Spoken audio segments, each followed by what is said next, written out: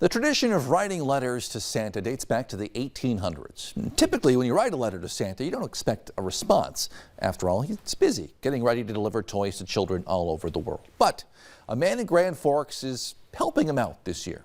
Valley News team Stacy Van Dyke brings us the story.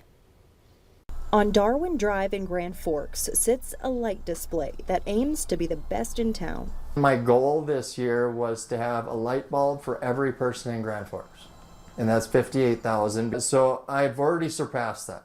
But inside the house is something even more special. Nate Bertram sitting at his table writing letters. I had my heart set on that letter or the mailbox.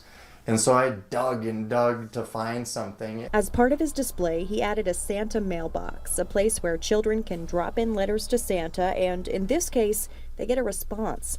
The job is too big for Santa himself. At times, it's a lot for Nate. I would just sit down after everyone went to bed and write till midnight or 1 until I couldn't do it anymore, and then get those in the mail and start all over. The first year of the mailbox, Nate got 13 letters. Last year, he got 96, and he kept each one, some surprising.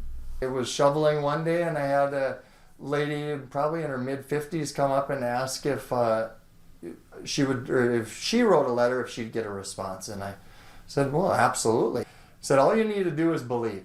But she actually came back 2 days later, wrote a letter, and it was just so heartfelt. I hope everything worked out for her. It did work out, at least in one case. He said, my nieces and nephews are bugging me to get a girlfriend. Can you find me a girlfriend? And he sent me a text back about 3 months ago, and he said, I think Santa's been listening because I got a girlfriend now. I'm like, well, look at that. Some of the letters are funny. You open it up, and it's this big card, and it says, I deserve coal. I'm like, what? He's honest. And in some cases, heartbreaking. When you see the simple ones where they just want bread or I want a meal, or I had one that wrote, I want to make sure that my sister gets this toy because she didn't get what she wanted last year.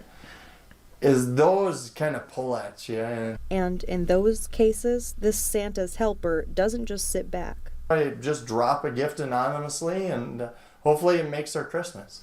He's left food, teddy bears, even money on doorsteps. As for what keeps him going, he says it's the Christmas spirit and passing it on. Hearing that lady saying, oh, you're behind this, this is amazing, this is bringing the Christmas spirit to me. I'm like, well, that's all I need.